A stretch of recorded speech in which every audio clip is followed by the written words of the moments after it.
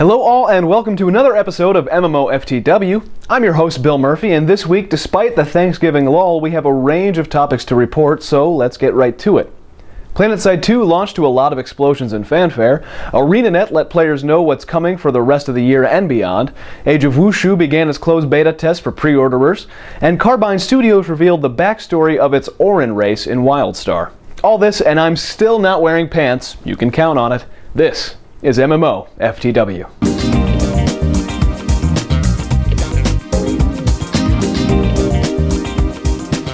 Locusts.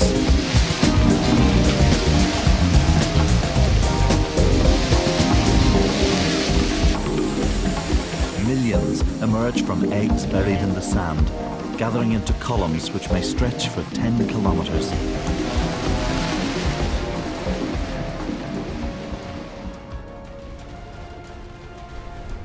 We mentioned it very briefly last week, but again we'd like to congratulate SOE on launching the MMO FPS Planetside 2 this past week on November 20th.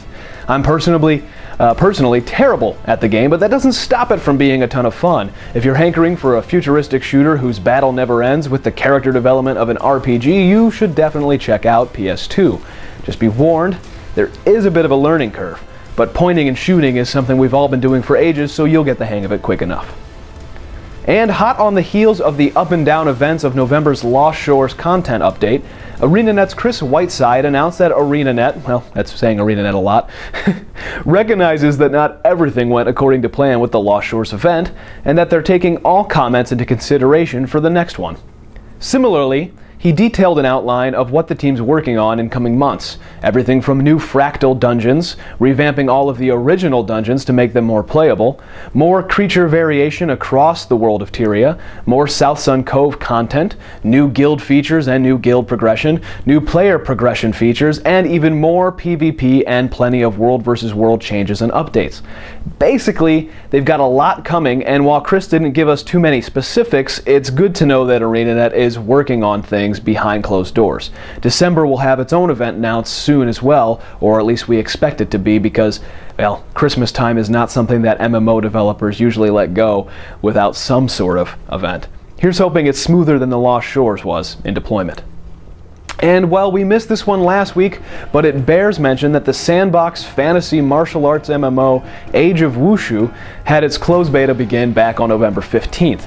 There's a lot of unique ideas being funneled into the game, including the notion that your character can be an NPC when you're not logged in, doing a job and earning money for you while you're away. Or that he can even be kidnapped and sold as a slave by other players while you're gone. Yeah, I'm not even kidding, that's actually something that the game features.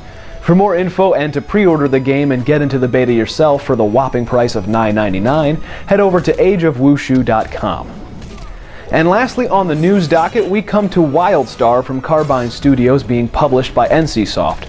The folks at both places allowed us at MMORPG.com to post the latest Wildstar Wednesday before anyone else. That was back on the day before Thanksgiving. It detailed the lore behind the Aurin race. Basically, they're a bunch of peaceful folks. They've gotten the short end of the stick and are partnering with the Granok and humans after the ruthless Dominion faction forced them to exile. We don't know much about the Dominion faction other than it is the other player faction that you will see hopefully soon out of the Carbine offices. You can read the full story and learn all about the folks with the ears and the tails over at MMORPG.com. And lastly, we come to our community spotlight. This time on JPNZ's, I'm not even going to try to pronounce it as one word, he asks, what's wrong with players being content locusts? In the discussion, JP argues that the massive growth of the genre and the number of games that has players playing an MMO for a few months and hopping along to another one are just a sign of the times, and that players who want to one game to be their home for years are likely in the minority these days.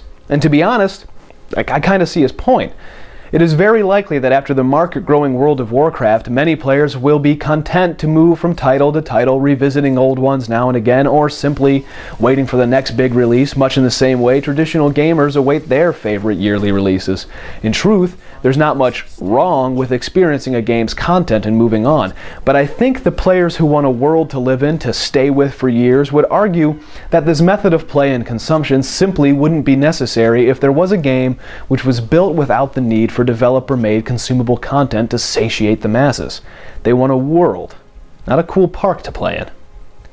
Anyway, that'll do it for this week's MMOFTW. As always, be sure to follow us on Facebook, Twitter, YouTube, and Twitch at MMORPG.com without the dot. I also want to take a brief moment to wish Casey Schreiner of the MMO Report over at G4 a fond farewell. In case you didn't know, it was his show that ran for over 5 years, which inspired us to do our own for our fans, and we hope wherever he goes next, he's just as successful. Cheers, Casey, and remember, don't let a bad pug get you down.